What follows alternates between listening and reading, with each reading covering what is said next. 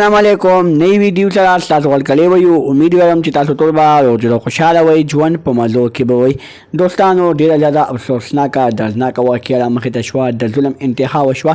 یو ظالم زوی خپله مور ډیره زیاته په بېدردۍ سره قتل کړه په څه وجه باندې قتل کړه دوستانو دغه ظالم زوی داسې کار ولې وکړو ټول معلومات درسره په دې ویډیو کې شریکوم د دغه رنګې نورو معلوماتي ویډیوګانو لپاره زموږ خبر میډیا چینل سبسکرایب کړئ تر نشان اوس خامخا ووهئ چې زموږ هر یوه معلوماتي ویډیو تاسو ته په اسانۍ سره ملاویږي دوستانو یو ظالم بدبخت زوی دومره مجبوره شو چې خپله بوډۍ مور یې په خپلو لاسو باندې ډېره زیاته په بېدردۍ سره قتل کړه دوستانو دا ډېر د افسوس مقام وي چې کله یو ظالم بدبخت زوی په خپلو لاسو باندې د خپلې مور یعنې د خپل جنت قتل کوي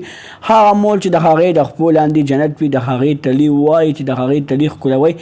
د هغې د خپو لاندې جنت وي خو دوستانو دغه بدبخت زوی داسې کار وکړو چې خپل هغه جنت یې په خپلو لاسو باندې ختم کړو دوستانو په څه خبره باندې ختم کو نه سپینه خبره نه توره خبره دوستانو زوی نشه کوی نشي دپاره د مور دپاره پیسې وغوښتې مور یې ورته ویلې چې بچي ما څه خو پیسې نشته دی ته چې ګټه ورته وکړې ټیمه راکړې ما څه پیسې پیدا شي ته چې ګټه ورته ونه کړې نو ماله به پیسې څوک راشي دوستانو په دغه خبره باندې زوی ته ډېره زیاته غوسه ورغله زوی پرې ډېر زیات غوسه شو هغه غوسې په حالت کې زوی دومره مجبوره شو چې خپله مور یې په خپلو لاسو باندې قتل کړه او بیا وایي چې زه پرې ډېر زیات خفه یم ما ډېر زیات ظلم کړی دی ما ته پولیسو ته پکار دی چې ما له ښه بدترینه سزا راکړي دوستانو پښتون بچي کې یو خبره شته دی چې دوی اول کار کوي بیا سوچ کوي مونږ ته پکار دي چې مونږ د کال نه مخکې نیمه ګنټه سوچ وکړو یو کس قتل روان دی هغه ته پکار دي چې نیمه ګنټه سوچ وکړي چې د هغه مور او پلار دی د هغه ښځه دی د هغه بچي ده